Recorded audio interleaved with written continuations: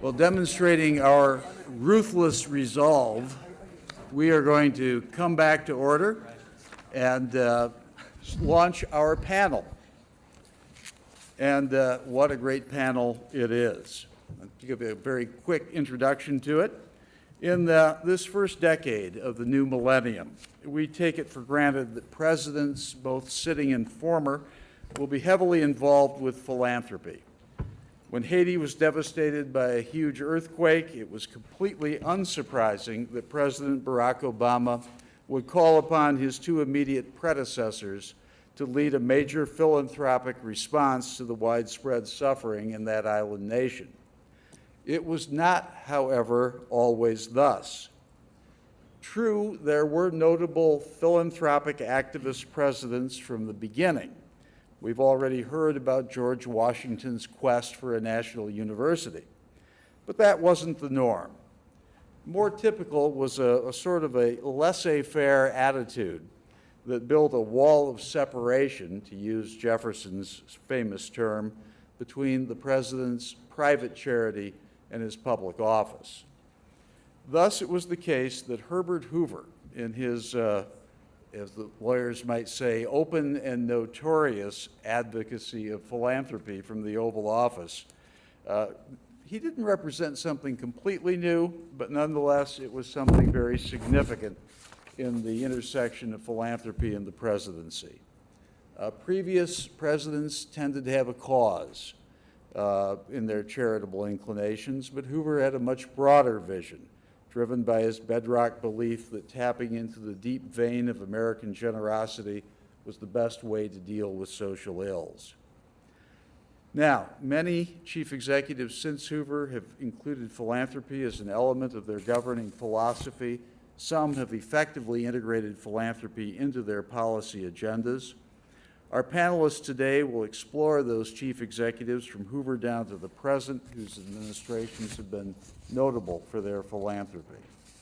And in the interest of time, I will just introduce the people, the panelists, before they make their presentation. And we begin, do this chronologically, with Dr. George Nash. Dr. Nash is a distinguished scholar of the most dangerous variety. Normally, we neutralize scholars by making them spend endless hours in faculty meetings.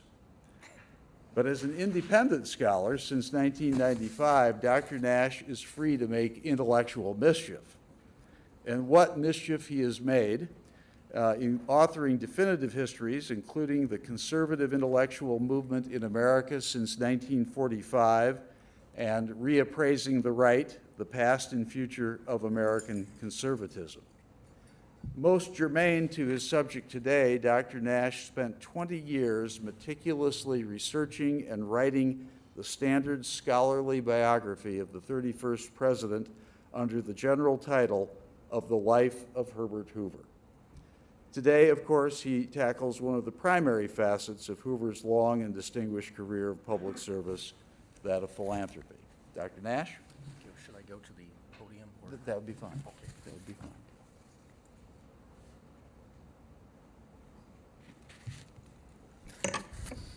Thank you very much, Joel, for that gracious introduction, and good morning, everyone. It is a distinct honor, as well as a pleasure, to be here once again on the campus of Grand Valley State University, where I've had the privilege of coming on several occasions as the guest of the Hauenstein Center. And to its sponsorship, there is today also the sponsorship of the Johnson Center, and I'm grateful to both elements for putting this together and for all of those who in any way organized and made possible the event. It is good to be with you. In an autobiographical statement written around World War I, Herbert Hoover declared, "There is little importance to men's lives except the accomplishment they leave to posterity. When all is said and done, accomplishment is all that counts."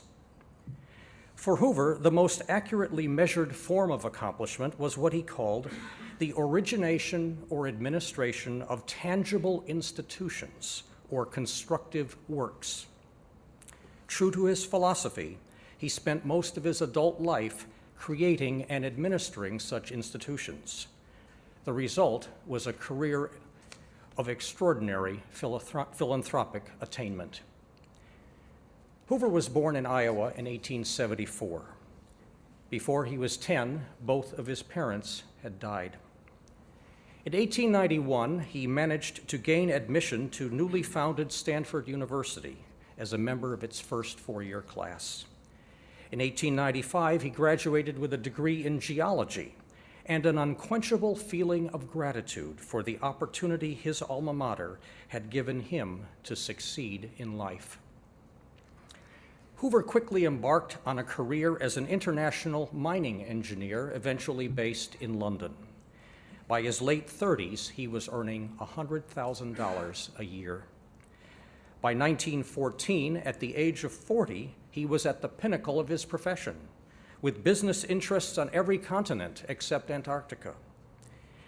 If a man has not made a fortune by 40, he is not worth much, the young engineer liked to say, while still in his 30s. But as worldly success increasingly favored him, he grew restless. He told friends that he wanted to stop making money and get into the big game somewhere, the big game of public service back in the United States. Several factors reinforced his longings.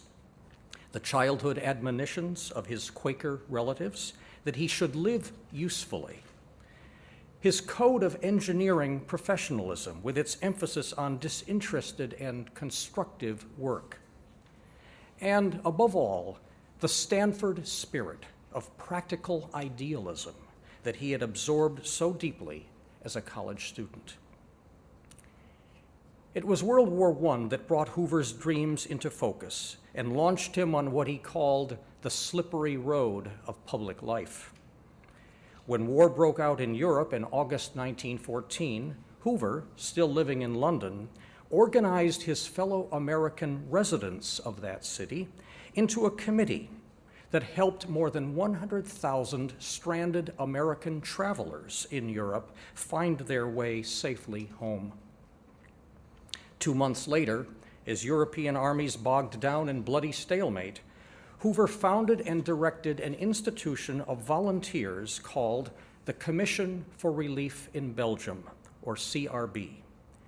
As a neutral venture recognized by the belligerent powers, the CRB acquired, delivered, and distributed food to more than 9 million desperate Belgian and French civilians caught between a German army of occupation and a British naval blockade.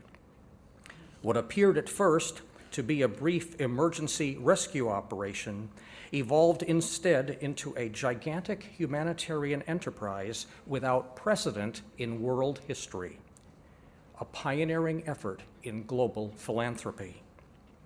By the time it ceased operations in 1919, the CRB had spent nearly $1 billion in governmental and private funds and had created a humanitarian hero in Hoover. The CRB was the first institutional embodiment of a new force in 20th century politics, American altruism in the form of humanitarian relief missions and foreign aid programs. World War I helped give rise to the concept of America as the philanthropic nation, and Hoover, more than anyone else, was its face. Hoover took no pay for his full-time service as chairman of the CRB, nor for his many other benevolent undertakings in later years. Nor did he ever return to his mining engineering profession, although a stupendous war-generated fortune could have been his reward. Instead, in 1917, when America entered the war, President Woodrow Wilson appointed him U.S. Food Administrator. Right after the war ended in 1918, Wilson dispatched Hoover to Europe to organize food relief for suffering millions, to facilitate economic recovery, and to arrest the outbreak of revolutionary chaos in Central Europe. His institutional instrument was to be the American Relief Administration, or ARA, created by presidential executive order in early 1919 and funded by a $100 million congressional appropriation. For nearly a year, Hoover and his volunteer staff struggled to prevent famine and catastrophe. It was a Herculean task, entailing the distribution of more than 4 million tons of food and supplies in more than 20 nations. In mid-1919, the ARA became a private agency, with Hoover remaining at the helm. In the early 1920s, it provided food to as many as 3 million undernourished European children daily. Even more remarkably, in 1921, at the request of the communist authorities in Soviet Russia, Hoover's ARA organized a relief program for victims of a terrible famine in the Volga River region, the worst famine in Europe since the Middle Ages. With the help again of private giving and a $20 million congressional appropriation, Hoover's team came to the assistance of the stricken population. At its height, the ARA operation in Russia fed at least 10 million people a day. All in all, between 1914 and 1923, more than 80 million people, by a conservative estimate, in Europe and the Near East received humanitarian food allotments for which Hoover was at least partly responsible. Of Hoover, it has been said correctly that he was responsible for saving more lives than any other person in history. From 1921 to 1928, Hoover served as Secretary of Commerce under Presidents Harding and Coolidge. Throughout his tenure, his concern for social betterment manifested itself in a multitude of ways, including child welfare. The most dramatic of these came in 1927, when President Coolidge asked him to oversee the federal government's response to the Mississippi River flood, the greatest natural disaster to that time in American history. Hoover's highly publicized and effective efforts further enhanced his reputation. His experience also confirmed his faith in American generosity and volunteer effort, and in decentralized, largely non-governmental approaches to relief and philanthropy. Acclaimed as the great humanitarian and the master of emergencies, Hoover was elected president in 1928. Less than a year later, the Great Depression struck. As the nation's economic troubles deepened, more and more Americans clamored for the savior of Europe to initiate direct federal relief to his own people. Hoover forcefully refused. Local, state, and non-governmental institutions could meet the challenge, he insisted. Furthermore, he prophesied, direct relief to individuals from the federal government, in his words, would bring an inevitable train of corruption and waste such as our nation had never witnessed. Instead, in 1930 and 1931, as president, he established elaborate national committees to coordinate relief efforts at the state and local levels, and he spearheaded a massive national appeal for funds for private charitable organizations. It raised nearly $100 million. Toward the end of his term, Hoover finally agreed to allocate $300 million in federal relief assistance to state governments, but only in the form of loans. He never acquiesced in direct federal payments to private citizens. This, he believed, would be a recipe for fiscal extravagance, corruption of our political process, and the moral degradation of the citizenry. This, he argued later in the 30s, was exactly what Franklin Roosevelt's New Deal relief programs had wrought. With the advent of World War II, Hoover sought new outlets for his philanthropic impulses. In 1939, he founded the Commission for Polish Relief and the Finnish Relief Fund to raise money in America for aid to the latest victims of war abroad. In 1940, eager to replicate his Belgian relief success in World War I, he organized the National Committee on Food for the 5 Small Democracies. Hoover hoped to funnel food under safeguards to the destitute civilian populations of several Nazi-occupied nations in Europe. The opposition of Winston Churchill and the Roosevelt administration stymied his plans. After the war, in 1946, as the threat of a famine imperiled millions around the world, President Truman sent Hoover on a global survey of food supplies and requirements. The elderly humanitarian visited 38 countries and made valuable recommendations to his government. As he grew older, Hoover's benevolence increasingly focused on institutions in the United States. A tireless exponent of voluntarism, between 1936 and 1964, for instance, he chaired the board of directors of the Boys Clubs of America and oversaw the establishment of more than 500 new boys' clubs. During this same period, he devoted himself strenuously to improvement of Stanford University. By the time of his death in 1964, at the age of 90, no person other than the university's founders had done as much for his alma mater. Above all, he labored without stint to develop the Hoover Institution on War, Revolution, and Peace, which he had founded at Stanford with his own money in 1919. He came to believe that the Hoover Institution, an incomparable repository of documentation on 20th century history, was the greatest achievement of his life. Hoover practiced the philanthropic virtues that he professed. As president, he declined to spend any of his $75,000 per year salary on himself or his family. Instead, he gave it away to charities and benevolent projects or as income supplements to his associates. During his long marriage, he and his wife, Lou, quietly extended charitable assistance to countless needy recipients, usually anonymously and through surrogates. Even today, the full extent of his benefactions is not known. But Hoover was never content to write checks.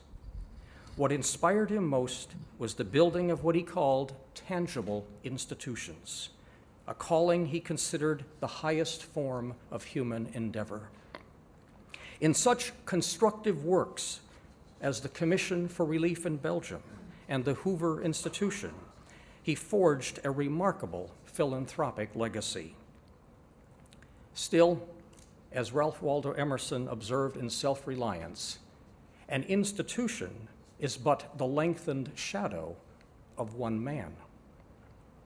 Of no one is this truer than Herbert Hoover, the humanitarian who saved more lives than any other person in history.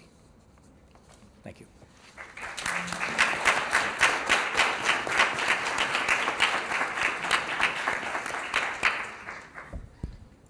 Thank you very much, George. An incredible life, very well explicated. We now move to Brian Flanagan, the Associate Director of the Hauenstein Center for Presidential Studies and Program Director of the Peter Cook Leadership Academy of Grand Valley State University. A graduate of the University of Notre Dame, Brian is co-author of American Presidency and Philanthropy Since the Civil War for the forthcoming Sage Encyclopedia, Leadership in Nonprofit Organizations. He served as an appointed member of the Michigan Abraham Lincoln Bicentennial Committee, and of course was key to the Hauenstein Center team that was awarded the first Russell G. Mauby Fellowship in Philanthropic Studies. As Brian steps to the podium, I invite you to pity him. And I say that advisedly because most historians get to talk about people who are long gone and can't talk back. Poor Brian is going to be talking about the philanthropic activities of the Kennedy administration right in front of a man who was front and center in those. So Harris, we're asking you to be kind to anything that you know might not be quite so, since you were there firsthand. Brian?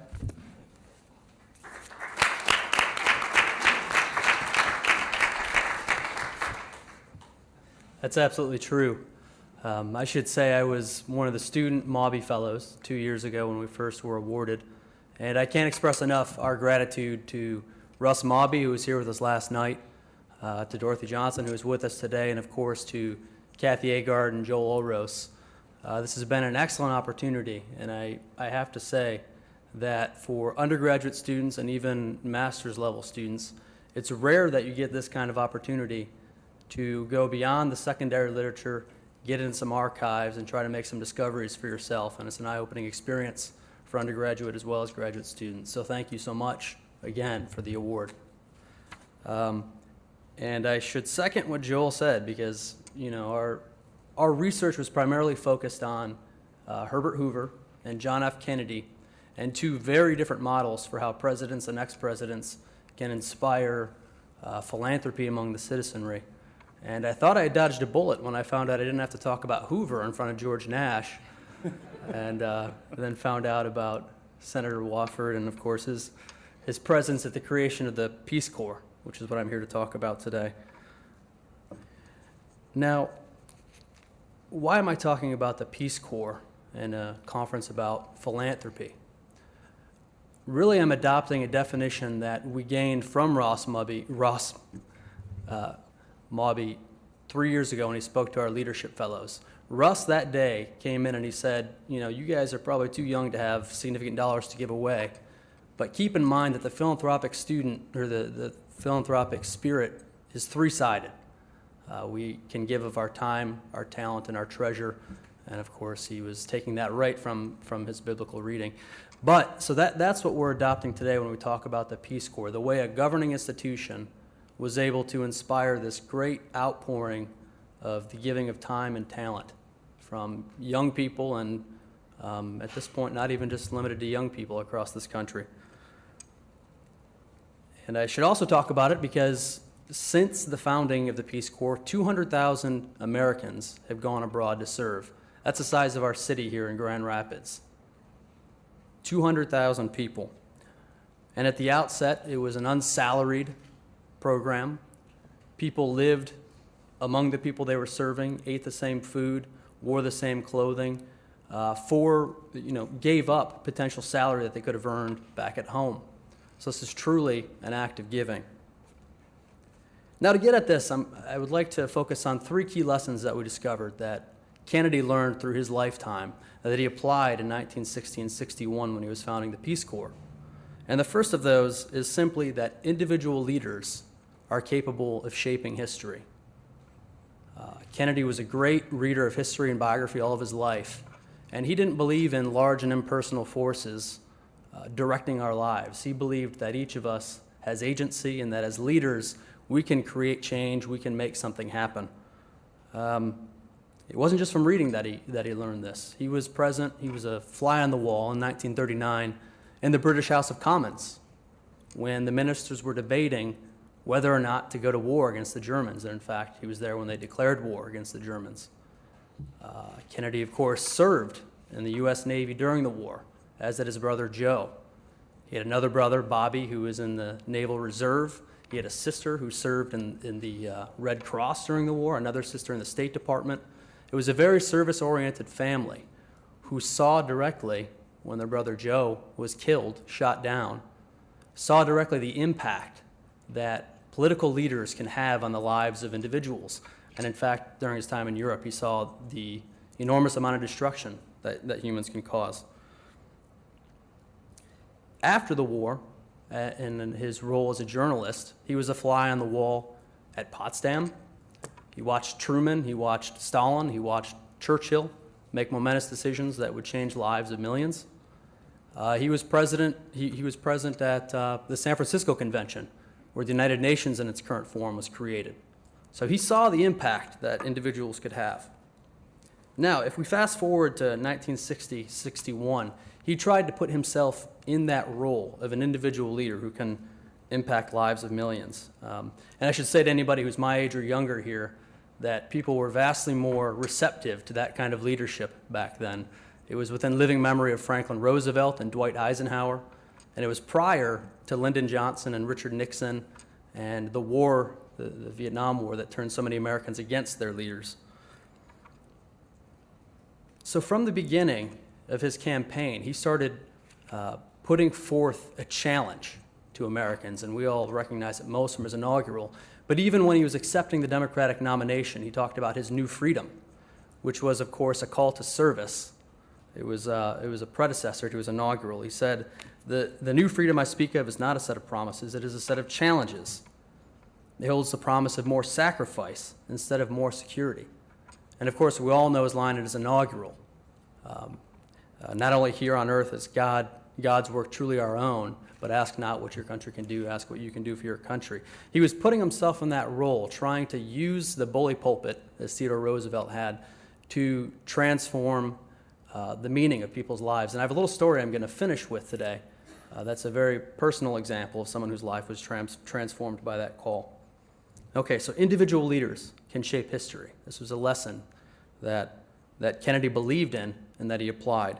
The second was that he believed very much in the power of governing institutions to positively affect lives. Again, he came of age during the Great Depression, came of age during the Roosevelt administration when there was much more faith, at least across half the country, in the ability of the government to have a positive impact. But also politics was a family inheritance for Kennedy. People forget that both of his grandparents were very politically active. P.J. Kennedy, his paternal grandfather, was in the Massachusetts House and Senate. And of course, Honey Fitz, his maternal grandfather, was in the Boston Council. He was a senator from Massachusetts. He was a congressman, and he was most famously mayor of Boston. His father, Joseph P., was the first chairman of the U.S. Securities and Exchange Commission. He was an ambassador to Britain. There's a story in The Education of Henry Adams that some of you may be familiar with. Henry Adams, at one point, had the opportunity to meet President Zachary Taylor in the White House. And it's a striking story in the book for the fact that he is not at all intimidated by this man. He sits across the desk from the President of the United States and doesn't flinch. And it's because his grandfather was a president, his great-grandfather was a president. He thought someday he would be in the White House, and why not? And I think Kennedy, similar to Adams, would have had this notion that he can very easily be in this place of power and make a positive difference as a government leader. He wasn't intimidated by it. So if in the first lesson I talked a bit about Kennedy's his use of informal powers, the ability to inspire, to call people to action. When I talk about government's role, of course, I talk about his formal powers. And the Peace Corps was founded by executive action, Executive Order 10924, and it is funded publicly. It is today a $400 million program that sends 8,000 volunteers abroad a year. So it's a massive government program, and Kennedy believed, despite Dr. Chambra's arguments, I should also say I shouldn't be saying this in front of Dr. Chambra. He's not allowed to ask questions today. But that government can work through the bureaucracy and have a very positive impact. Okay, and the third lesson then, if the first two are that individuals can shape history, government can have a strong and powerful role in people's lives. The third is that the American people, and in Kennedy's case, especially the young, are incredibly idealistic and very much eager to serve. Kennedy was mocked when he first ran for Congress as being someone who had spent more time abroad than he had at home. The notion was that he didn't know the American people as well as he knew foreign peoples. But he followed in his grandfather Honey Fitz's tradition of the handshaking campaign. And so through his campaigns in Congress, he met countless Massachusetts citizens. And then, of course, as a presidential nominee, he's recognized as the first president who earned that nomination by traveling coast to coast, winning primaries, getting to know people's issues, people's hopes, and not doing it in the back channels of a political convention. And so many say that Kennedy came away from that experience knowing the American people very well and very intimately. And one of the things he discovered, of course, as Senator Wofford discussed, was this idealism in our state at the University of Michigan, where he talked very briefly off the cuff at 2 a.m. about a potential program to send young Americans abroad to serve, and was in return called by the Michigan students to create this program, to make it happen, to give them the opportunity. And so in 1960 and 61, it was up to Kennedy to try to release the energy and idealism of those young Americans. And he did so very aggressively. In his 3 years as president, he gave 60 speeches in 20 cities, imploring people to get involved. He talked about the Peace Corps in all 3 of his State of the Union addresses. He addressed international audiences at the UN in Bonn, Valencia, Mexico City, and San Juan. And the results were astounding. He had 500 volunteers in 1961 to the Peace Corps, 900 by 63, and 12,000 by 1965 were serving abroad through the Peace Corps. And as I mentioned before, 200,000 have to date. So when we talk about Kennedy in our research as a model, we talk about a president who was able to use his position to, or use his political leadership and governing institutions to release the idealism of the citizens. And I was just told I have 1 minute, so I have to quickly get to a story and then maybe talk a little bit more in Q&A. But I have a 15-month daughter, a 15-month-old daughter who was born last summer. And in the hospital, my dad handed me a $50, a Kennedy $50, and said, "Give this to Ella." And my wife looked at me like my dad's crazy, which in some ways he is. But what that represented and that what she didn't understand was this very call to service. My father was educated in parochial schools. He went to a private Catholic university. He was a finance major. He was a banker. He had a job offer from Chase Manhattan. But he also grew up a young Irish Catholic in Brooklyn who was inspired by a call. He was 16 when President Kennedy was shot.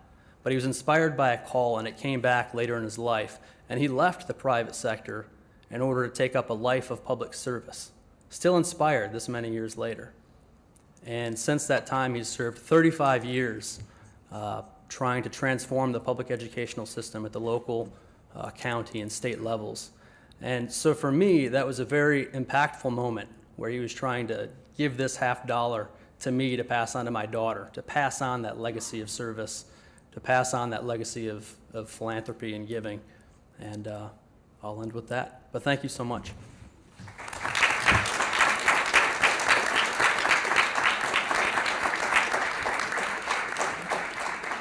Thank you, Brian. I think you did a heck of a job there.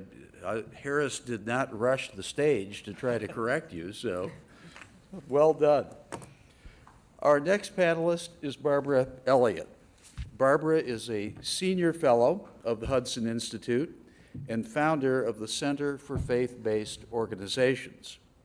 She has authored several books, including Candles Behind the Wall, Heroes of the Peaceful Revolution That Shattered Communism. And in our pre-debate preparations here, one of the things that Barbara told me was that her idol is Mother Teresa. Well, it's easy to have an idol of someone like Mother Teresa. It's another thing to live your life in that way.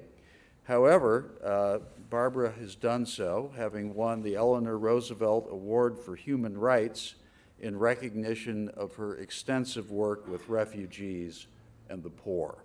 So, walking the talk.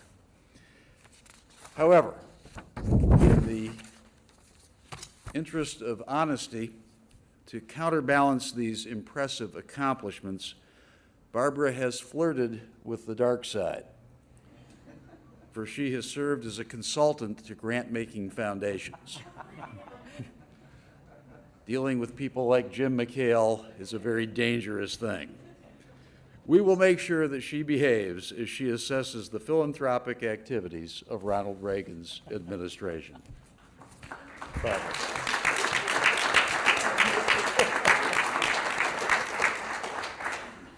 thank you for that mischievous introduction.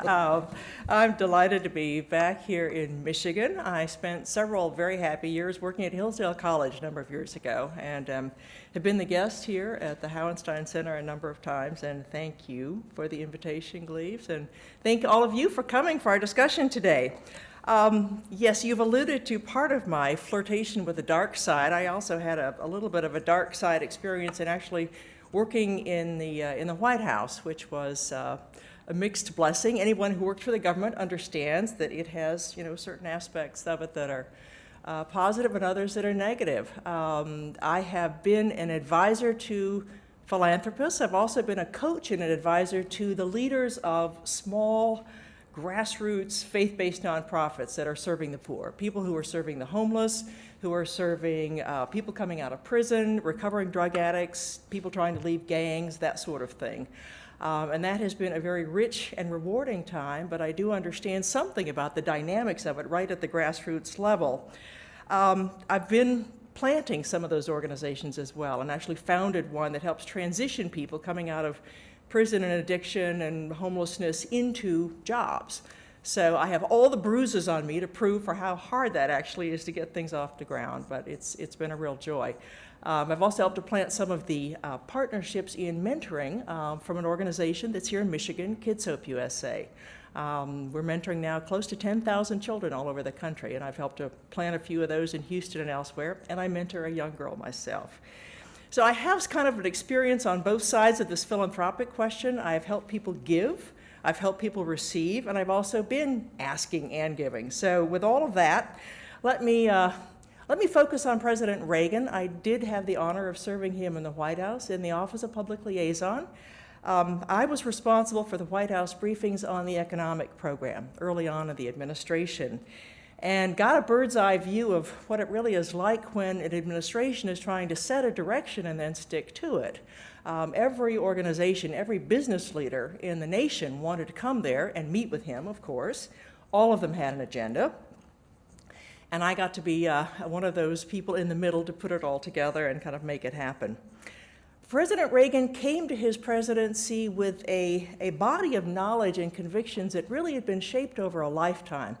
He had given many, many talks in many different cities for General Electric. And before he had entered the political arena, he had really thought through what it is that he believed was essentially important. What's the soul of America look like? What can people do better for themselves or in the public sector? He had a deep and abiding faith in people at the grassroots level to manage their own affairs, free of government intrusion. We know a lot of his thinking actually from the handwritten manuscripts. There's a book recently that came out called Reagan in His Own Hand. He wrote out his own talks that he gave in the 1970s for his radio broadcasts. So for anyone who might wonder if he's called the great communicator because Peggy Noonan put great words in his mouth, it's just not true. These handwritten talks are vintage Reagan, and they tell us a lot about the contours of the mind and the heart of the man who was about to become president. In one of these broadcasts in 1977, he tells us of Alexis de Tocqueville, who came to the United States in the 1830s, try to understand what makes America great. Reagan loved what Tocqueville discovered. He said that one of the greatest strengths of American citizens was their ability to solve problems themselves. So Reagan, in his broadcast, told the story this way. He said, Tocqueville told his countrymen how in America, a citizen would see a problem that needed solving, and that he wouldn't call the government, but instead would walk across the street to a neighbor. Pretty soon they would form a committee, and then the problem would be solved. And, as Reagan relates the story, you won't believe this, but no government bureau will be involved at all. What Tocqueville grasped, and what Reagan knew from his own experience, is that Americans have a remarkable capacity for solving problems themselves with goodwill and ingenuity and generosity. In the famous passage that Reagan references from Democracy in America, Tocqueville marvels at the sweep of individual and moral, religious, and social activity that he discovered here. And I quote, "Americans of all ages, all stations in life, and all types of dispositions are forever forming associations. They are not only commercial and industrial associations, in which all take part, but others of 1,000 different types. Americans combine to give fetes, found seminaries, build churches. They distribute books. They send missionaries to the antipodes. Hospitals, prisons, and schools take shape that way. In every case, at the head of any new undertaking, where in France you would find the government, or in England some territorial magnate, in the United States you are sure to find an association." The thing that Ronald Reagan liked best about this story is that the people didn't go to the government for a solution. They stepped up to create a solution themselves, with private decisions and private dollars. In President Reagan's inaugural address in 1981, and I was there when he gave it, he said, "It's not my intention to do away with the government. It is rather to make it work. Work with us, not over us. Stand by our side, not ride our back. Government can and must provide opportunity, not smother it. Foster productivity, not stifle it." He went on to say, "We shall reflect the compassion that is a part of your makeup. How can we love our country and not love our countrymen? And loving them, not reach out a hand when they fall, heal them when they are sick, and provide opportunities to make them self-sufficient so they will be equal in fact and not just in theory," end quote. President Reagan meant that. He was a genuinely compassionate man himself. But he explained later that same year to the National Alliance of Business, and I quote, "The size of the federal budget is not an appropriate barometer of social conscience or charitable concern," end quote. With that statement, Ronald Reagan drew the line in the sand that is the great divide between conservatives and liberals. This is where we part ways. Is the government the appropriate venue for compassion and charity or not? Reagan's answer was no. He believed the private sector does a better job. President Reagan was never convinced that the government best understood the needs of people in the communities where they live. He thought that nonprofits actually should be less dependent on government grants to fulfill their mission, precisely so that they could be free to experiment, to use their vision and their ingenuity to solve problems, primarily at the local level. He said that growth, prosperity, and ultimate human fulfillment, and these are his words, are created from the bottom up, not from the government down. Only when the human spirit is allowed to invent and create, only when individuals are given a personal stake in deciding policies and benefiting from their success, can society remain alive, dynamic, progressive, and free. And then he said something I think is very important: trust the people. Quintessential Reagan, trust the people.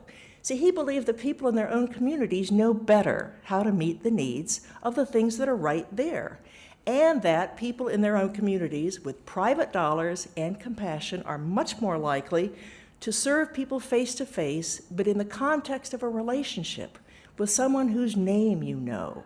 That's where lives are transformed, and that's something Washington simply cannot do. President Reagan's economic plan was to reduce the tax rates, reduce the rate of the growth of the supply of money, remove unnecessary regulations, and cut spending. I gave months and months of briefings on exactly that four-point plan.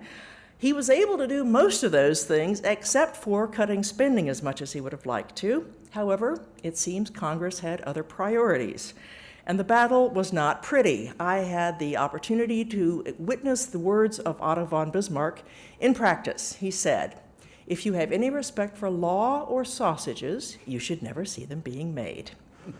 It was messy. As President Reagan cut government programs, he looked to private nonprofits to take on some of the responsibilities. The president appointed a task force on private sector initiatives, headed by William Verity, a steel executive and a corporate philanthropist. The task force was to find ways to transfer some of these responsibilities from the federal agencies to the nonprofits, and then to reduce the impediments for the charities as they serve the common good. What President Reagan did was to revitalize the economy, which in turn unleashed a period of sustained economic growth, which in turn produced more charitable giving. The policy changes paid off. As we came out of the 1981-82 recession, the nation had 5 straight quarters of 7 to 9% GDP growth and 6 years of strong, sustained prosperity, as former Secretary of Labor Elaine Chao wrote just last week in the Wall Street Journal.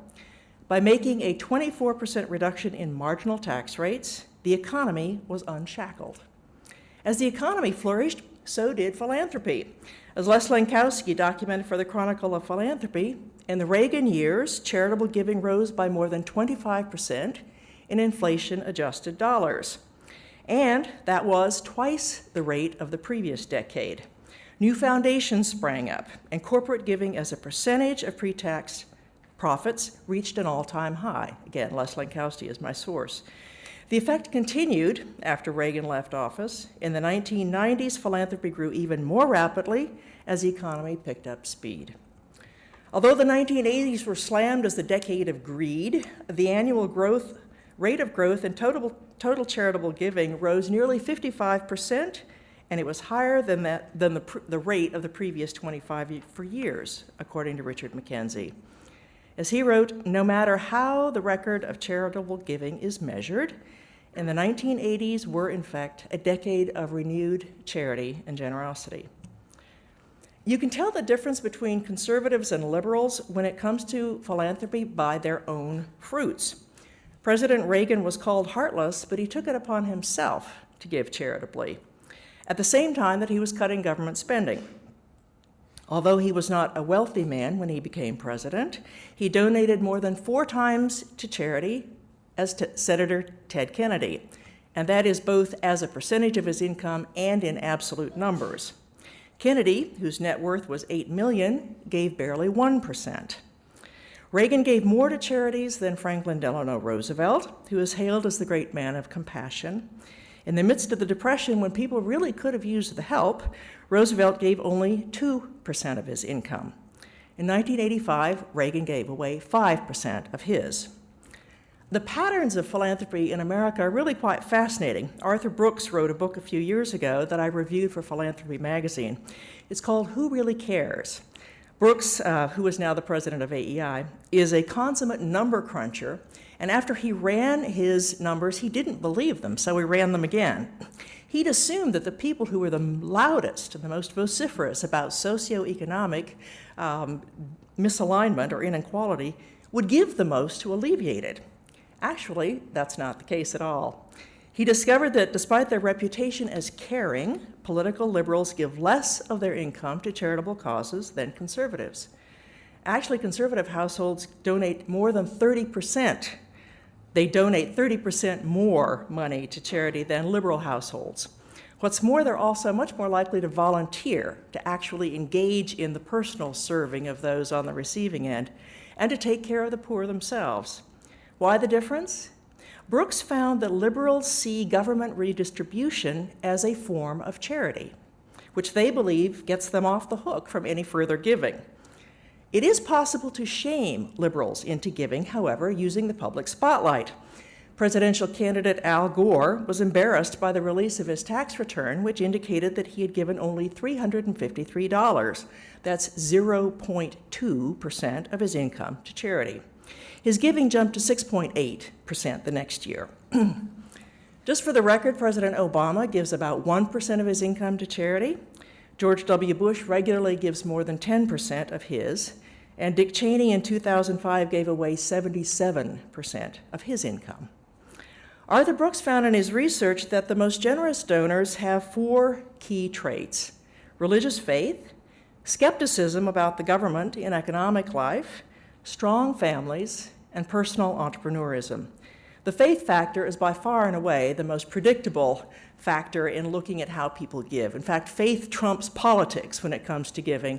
Even politically liberal Christians are more likely to give than liberals who do not have faith themselves. It's interesting and somewhat surprising, but Brooks also discovered another somewhat troubling trend. He said that government funding, according to a number of studies that he's ran, tends to crowd out private nonprofit giving. Brooks writes that numerous studies have demonstrated that $1 in government spending displaces up to 50 cents in private giving.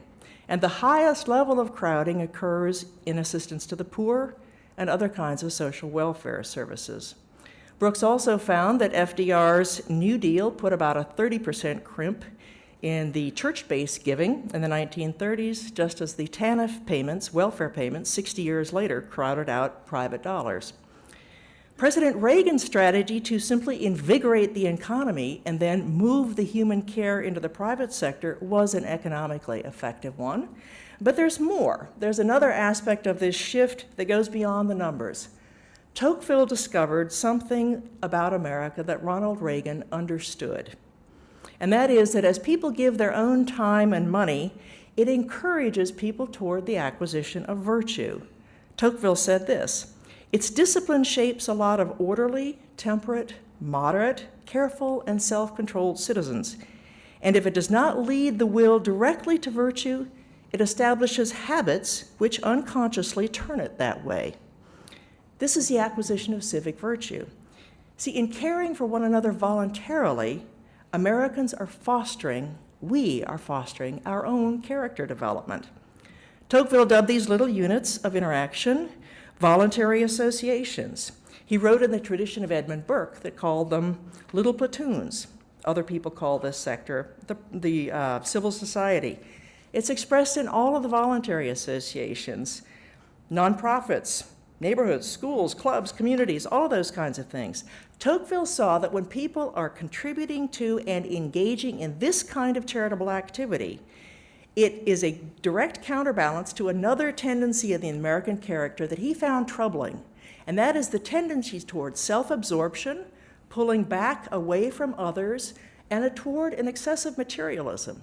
And as long as these two tendencies, the tendency to give and the tendency to want to pull out and only take care of yourself, as long as they're in some kind of a healthy balance, he said the soul of the nation would be healthy.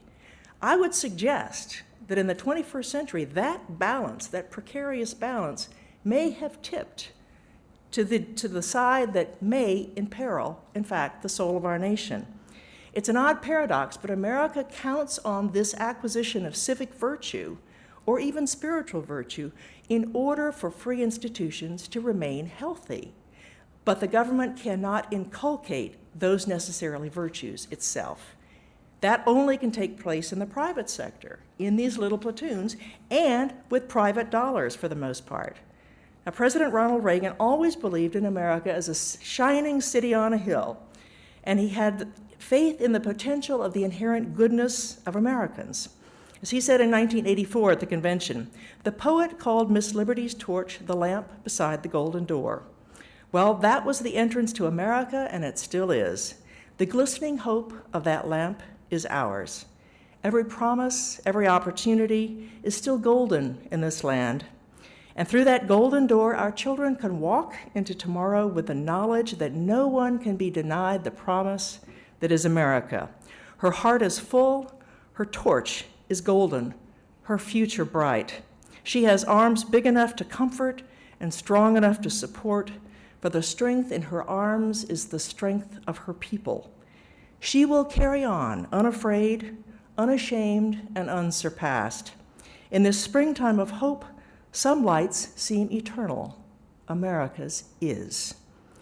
Maybe it's because of Ronald Reagan's vision that I still have the capacity to see the glimmerings of hope right at the grassroots level in our communities. I've spent the last 13 years serving those people who are right at the street, who are reaching out a hand to recovering addicts, who are bringing them through homelessness into a productive life, who are taking the people as they're coming out of prison and restoring their lives in such a way that they don't go back. What I see at this grassroots level, at the street level, is an amazing convergence of Republicans and Democrats, Blacks and whites and Hispanics and Asians, people who are Methodists and Pentecostals and Roman Catholics and Baptists and Episcopalians who have passed all of those things, who put all those differences aside to say what unites us transcends all the things that otherwise would divide us. These are the people I call street saints. These are the ones that I see rebuilding this country. Passion and conviction are bringing people together to restore dignity to shattered lives. We share hope and even love. This spark of greatness is still an ember in America's soul, waiting to be reignited. We need an heir to Reagan to kindle that blaze. Thank you.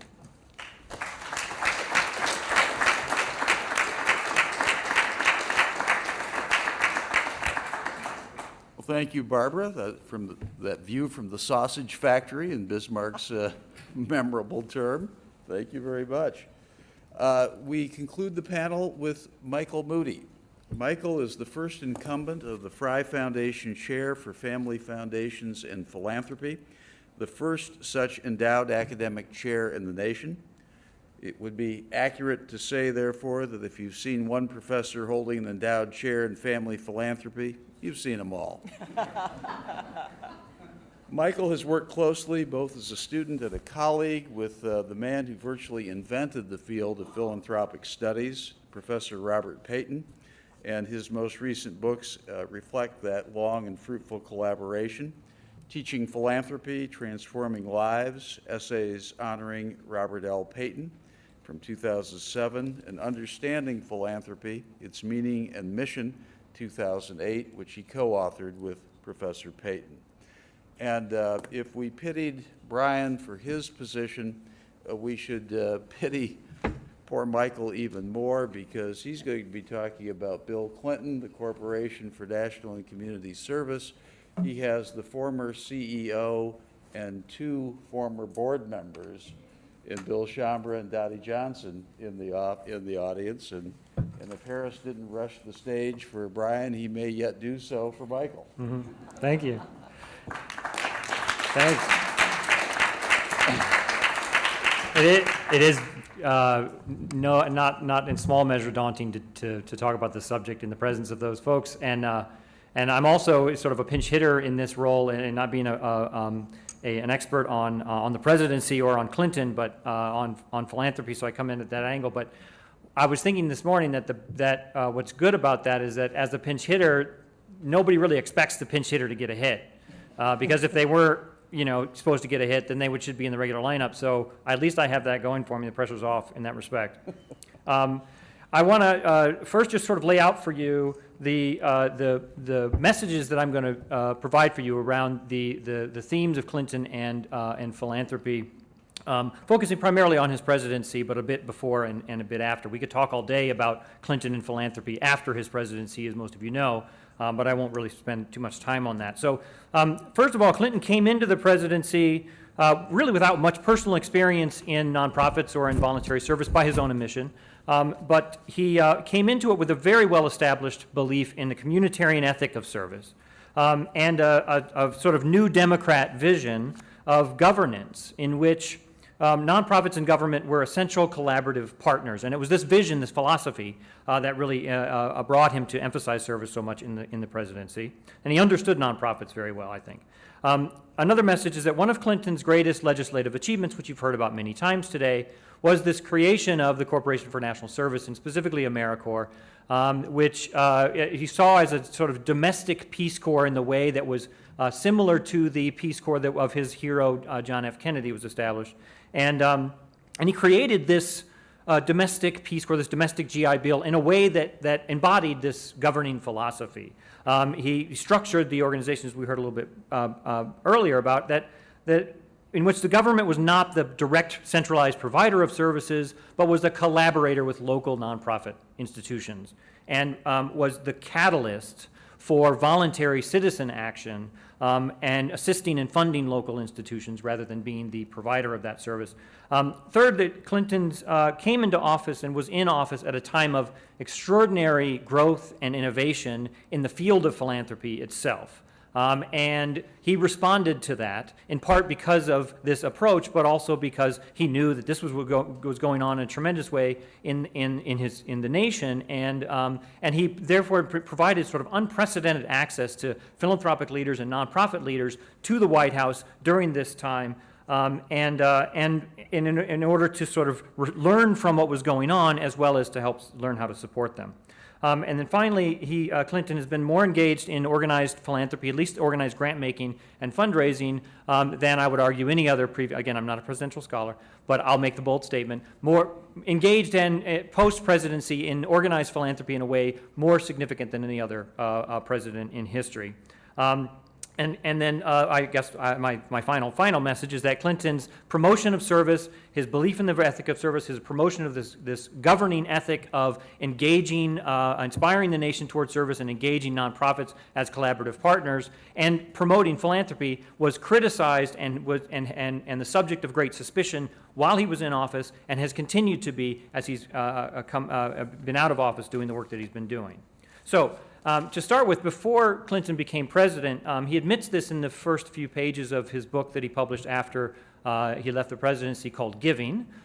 He admits that he really didn't engage that much in voluntary service or philanthropy, other than what everybody kind of does. You know, he gave money to his church. He gave money to Billy Graham's campaign when he was growing up. He did volunteer a bit when he was a college student for the Community Action Program at Georgetown. He came away with that a bit disillusioned about the idea of a sort of one-off community service by college students, and felt there needed to be more sustained grassroots efforts. But he was very attuned to what nonprofits were doing and the role of nonprofits in serving communities. And his commitment to this comes from another place that I'll describe in a minute, about his sort of approach to governing, his philosophy of governing. There was some things going on at the time, though, that many of you are aware of, that in these sort of late 80s, there was a lot of things going on in college. I know this because I was on college campuses as a student at this time. And there was a lot going on around community service. A lot of institutions with Campus Compact and others were being developed at this time, and students were organizing themselves around building community service. There were new organizations being funded, like City Year in Boston, on which AmeriCorps, this sort of structure, a lot of it is based. And Clinton was aware of this. He visited Boston before he became a candidate. And during the campaign, building up to becoming elected, he learned a lot about this, and it sort of energized his commitment in this idea of citizen service, specifically youth service, as something that he feel would sort of help bring the country together in his first acts in office. But as I said, this kind of commitment to this also comes from what at the time was called the sort of New Democrat approach to governing, which was, again, inspired by a sort of communitarian philosophy, a belief that we, along with rights, we have responsibilities, that we are not atomistic, individualized, rights-bearing subjects who demand that people protect those subjects, but we're also, in addition to that, members of communities, that we are embedded in the social life in which we live, and that we need to, we have responsibilities for understanding our roles in these civil societies in which we live. And also at the time, during the campaign, the most popular, I can't make the claim it was the most popular, but a bestseller at the time was a book called Reinventing Government, based on a previous book called Reinventing the Corporation. It was a book written, published in 1991, I believe, that was, my copy at home is the first edition, and it has on the back, an endorsement from candidate Bill Clinton, governor of Arkansas. He very much embraced this, and this is one of Gore's jobs as vice president, was implement some of these methods when they became president. The idea in that book is to streamline government, to make a new role for government, to reinvent government around the idea that government, in the first chapter, is called catalytic government, the subtitle, steering, not rowing. And this, I think, it really explains and describes a lot of the way that the AmeriCorps program and his approach to promoting service really came from. This idea that government can be a promoter, a catalyzer, providing direction, but not doing the centralized rowing itself for the work. And that's really, I think, the philosophy that he took to this. And so during the campaign, he made this promise to promote in the first days in office this new this new domestic GI Bill, this new domestic Peace Corps, which later then became AmeriCorps. Then when he came into office, it was March 1st, 1993. I remember that day very distinctly. because I was in graduate school at Princeton in New Jersey at that time, and he gave the speech at Rutgers. It can now become a sort of famous speech, his kind of promoting national service speech.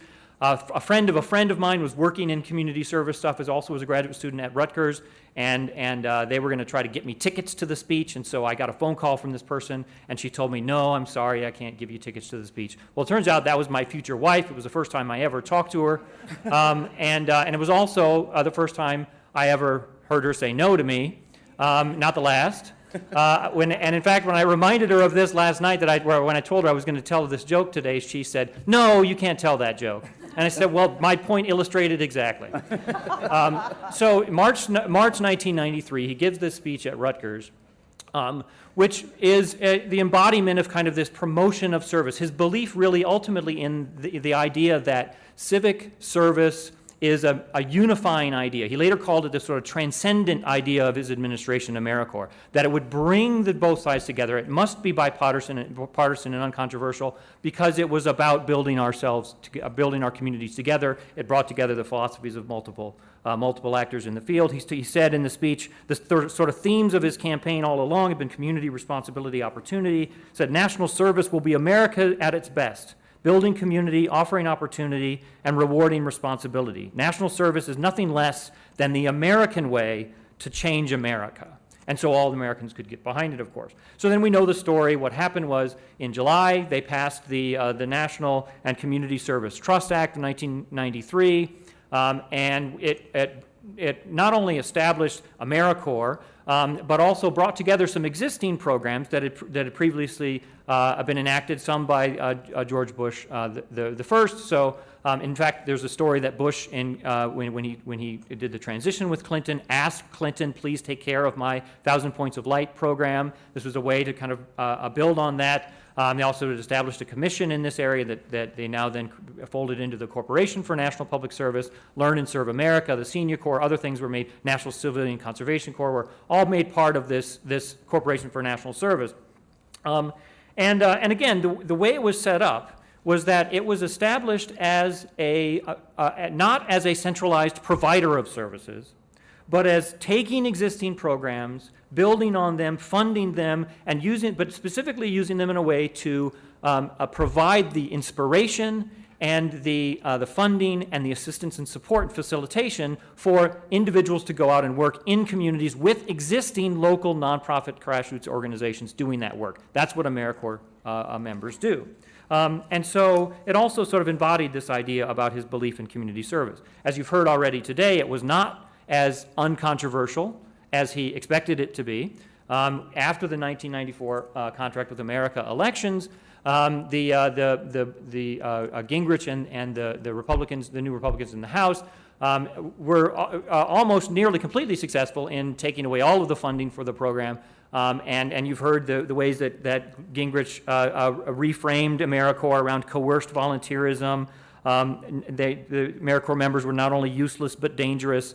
They weren't able to completely cut the program, but they cut a lot of the funding over the years. Then it gradually has built itself back up. And one of the great things that Senator Wofford really did was provide that bipartisan support, the strategy for building that bipartisan support that allowed the program to come to eventually what we now know it as something that has great bipartisan understanding, that this is something that we can all agree on. We can't agree on everything, but we can agree that this is a good thing, sending these people in local organizations to work with existing grassroots nonprofits. And Clinton continued throughout his presidency to push for this idea. The other thing that I'll mention from the presidency is that, as I said, this was a time of tremendous change in the field of philanthropy. There was a lot of things going. There was an extraordinarily explosion of wealth, as you know, through the dot-com boom and other things, the transfer of wealth. We were just finding out just how many millions and billions of dollars and trillions of dollars were going to be transferred to the next generation.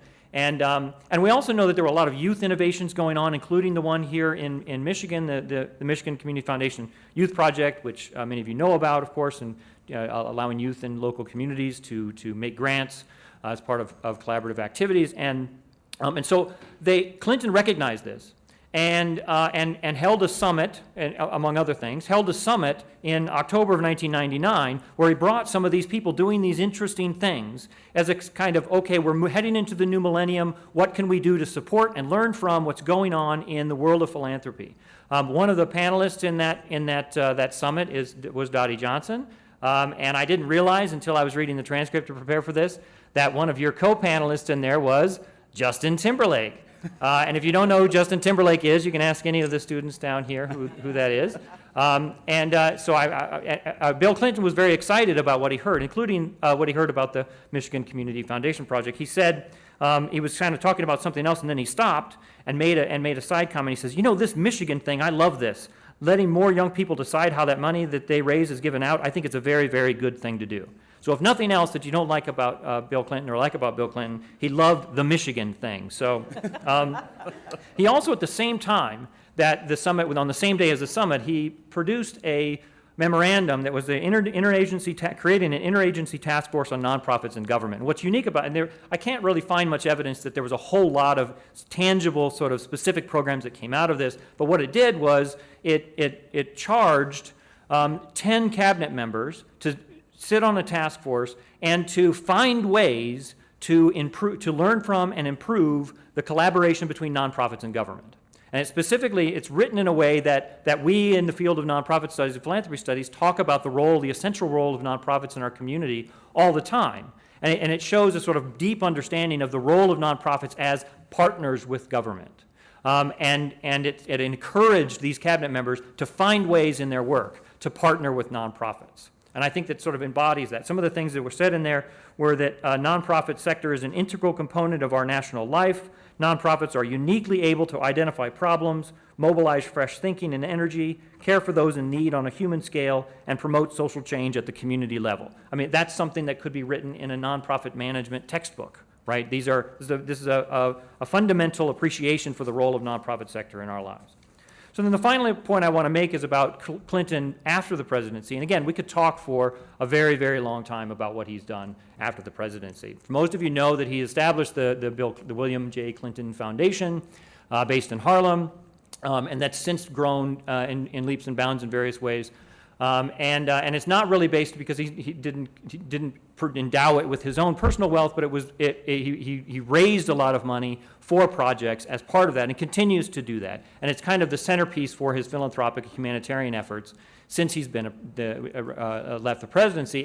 And a few of the things that it's done is it's really one of the primary promoters of fighting childhood obesity in the U.S. It's one of they promoted recent efforts one of their recent accomplishments was to get soda companies to agree not to have soda machines in secondary schools, high schools.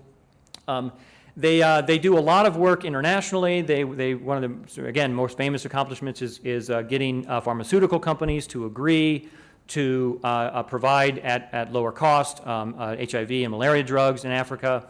And they also sponsor the Clinton Global Initiative, which is a massive meeting that takes place in which individuals, corporations, and representatives of nations come together and they kind of cajole people into making commitments to promoting and providing resources for bettering those communities all around the globe. So he's taken a much more global stance in his philanthropy. He's devoted himself to the philanthropy since being, he's maintained since being president. But he's maintained this philosophy of how to do it, and that is through partnerships between funders. In one case, the government, in another case, wealthy individuals through his philanthropy, between the funders and the people already doing the work in the grassroots level. And I think that's a thread that we can find connecting all of this philanthropic work of President Clinton. And he's also used his own kind of fame and presence and sort of connections, if you will, to do this, build this work of the Clinton Foundation around the globe. If you read his book, Giving, a lot of it is about, well, I met this person and they're doing this amazing work, and let me tell you about this amazing work that's being done. He was one of the first people to really promote Muhammad Yunus. Many of you know he's a sort of economist from Bangladesh who invented the idea of microfinance.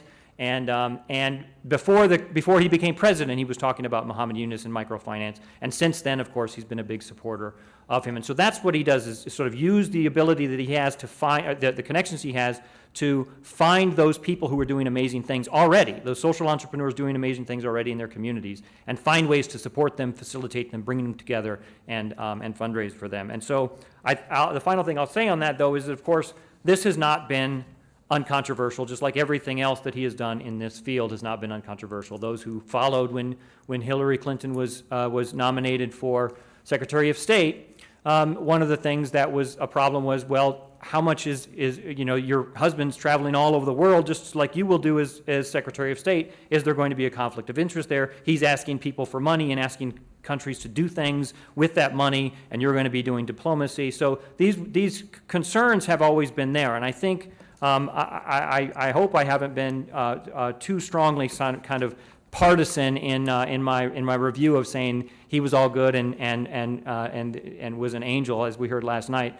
We all know Bill Clinton isn't an angel, but I think to his credit, he has continued, despite the suspicion and the controversy and the ongoing critique, to pursue this kind of vision of how partners with local organizations and with philanthropy and government and other funders can make real change in real communities by supporting those people who are already doing that. So thank you very much.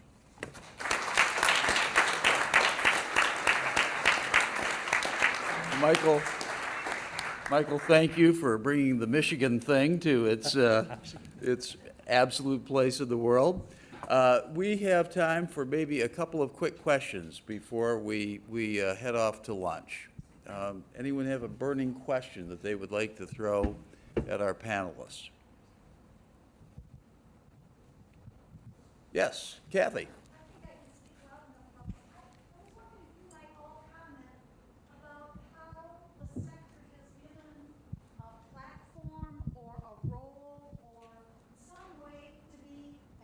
President? You know, our presidents, Jimmy Carter comes to mind, sometimes appear to be better in this role, or perhaps Hoover before and after the presidency, than in the presidency. And I don't know if you had any thought about what this, people are living longer, our presidents are living longer, and they need to do something. Many of them are young as presidents, and what do we do with all of these ex-presidents? George? Herbert Hoover lived as an ex-president longer than any other ex-president, 31 and a half years.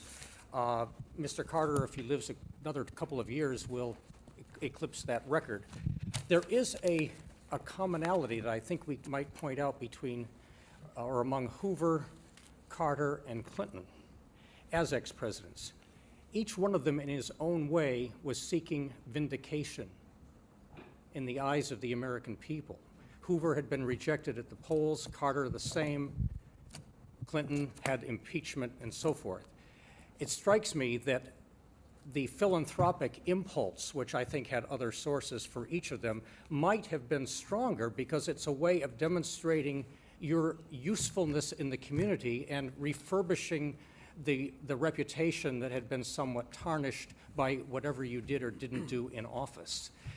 There's much more that could be said, about Hoover, but I have argued in my writings about him that the desire to rehabilitate himself in the eyes of his own countrymen and also of posterity was a dominant theme of his ex-presidency. It manifested itself in many different ways, but one of them, you might say, was through the philanthropic activity, although I don't think it was designed to just sort of give him good PR, because as I mentioned in my paper, it was an impulse that that predated his political career.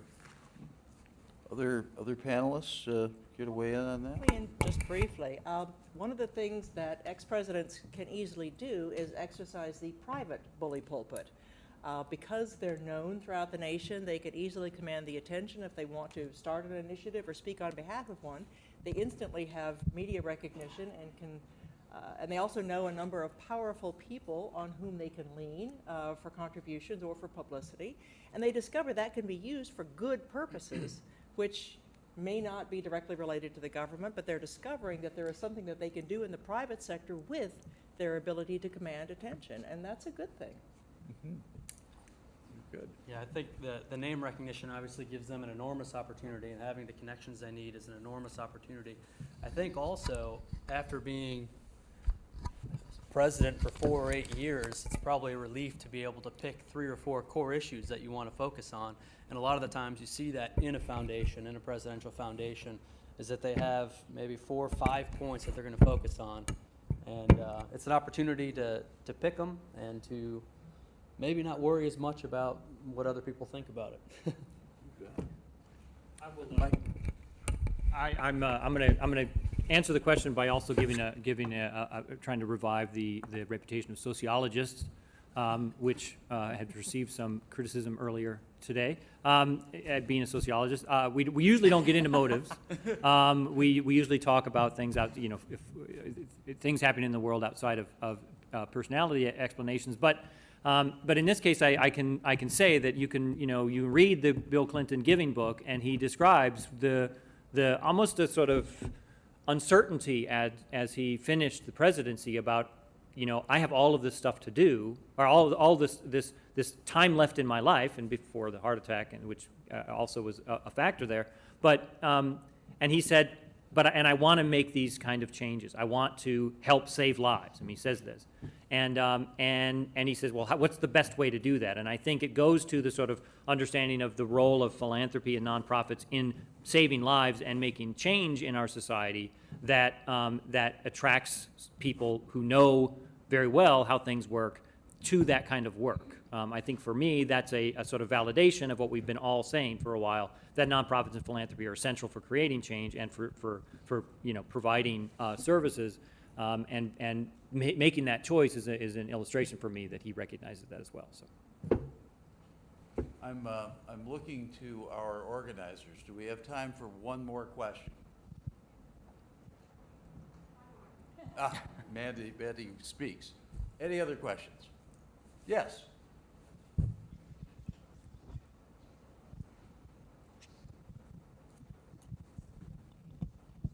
I wanted to know the difference between church and state, and as far as the philanthropic dollar goes, where does the money, how does it, the trickle-down effect they have in the government policy now, where it starts at the head and goes all the way down to so-called, quote, grassroots, but you never see the actual dollar amount in the community, but you see middle class extravagant, you even see upper class living above their means, but you don't see in regular sectors where's the actual dollar amount going in certain communities. And I heard you talk about Bush giving, 72% of his income, but Bush, Reagan, Hoover, they don't have to tackle what Barack Obama is facing now in responsibility. Then he hasn't completed his whole full term, so it's unfair to him to give him an unfair assessment and judging about what he's completed thus far, because he still has a 2-year term left. Let's see what the rest of his term, and let's see how that unfolds concerning his responsibility. And I just want to know, how does that philanthropic dollar just filter in the regular community to create more jobs, to have poverty just eradicated out of just regular communities? Because that's where it seems that we need to most help, not in middle class or upper middle class, or even when they're rich, but just as far as just poverty is concerned, that's where the dollar needs to go. Can I take a shot at that one? Sure. That you're right in my territory. Just to correct one thing that you heard that I or misheard. It was Dick Cheney, actually in 2005, who gave away 77% of his income, and that may have only been a one-year phenomenon, but just to set the record straight. In terms of the church and state issue, and also in terms of creating jobs in impoverished communities, the government cannot, by the interpretation of the First Amendment, give money to church-related activities that have a religious character to them. They can fund the secular aspects of what faith-based organizations do. They cannot fund the faith content of faith-based organizations. That's what the private sector does do and must do. But to your, I think, very important question about creating jobs in impoverished communities and directly helping the people who were there. I know that the government has attempted to help in that regard, and I think we can look at the results and simply say, whatever the best intentions were, it's not working. It's not working well enough, which is why I really do applaud the ingenious and the energetic efforts of people who are working at the grassroots with private dollars and oftentimes with faith as a part of their motive to go right into the community and ask the leaders there, what do you need? I have personally done that with a number of African American leaders in impoverished communities, right where I live in Houston. And I've gone to the 3rd Ward and the 5th Ward and Aldine, and not coming in with my ideas saying, what you need to do is thus and such. I say, what do you need, Sylvia? What do you need, Rufus? What do you need, Prince? And they've told me, and to some extent we created a new organization, a private one in Houston, precisely to transition people who had had a hard time with jobs. They'd maybe been in prison, they had a record, they had a drug addiction in their past. Maybe they just had a whole series of jobs that didn't work out. Whatever the case, they were not able to get into the job market because of their history. So we created this organization. It's called the Work Faith Connection. We will have, in about a month, we will have graduated 1,000 people who come through a job readiness program. We drug test. They need to be clean. They need to be willing to work. But we are then preparing them to go to employers and to say, with an honest heart, yes, that's who I was. Maybe I was, one of them can say, yeah, I was a crack addict for 12 years. And yes, I spent some time in prison. But with God's help, I'm never going back. And if they can say that and mean it, the employers that we're finding will give them jobs. 85% of our graduates are now working, despite their backgrounds. But we stay with them for the first whole year that they're on the job and then help them advance. That's a small attempt, but at least it's an honest attempt, and I think we're going to be able to do more.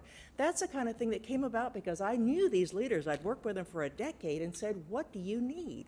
And they said, our people need jobs, and they can't get them through the ordinary route of simply going and trying to apply because their background was an insuperable obstacle. I think the private sector can do a better job, and I'm personally committed to it.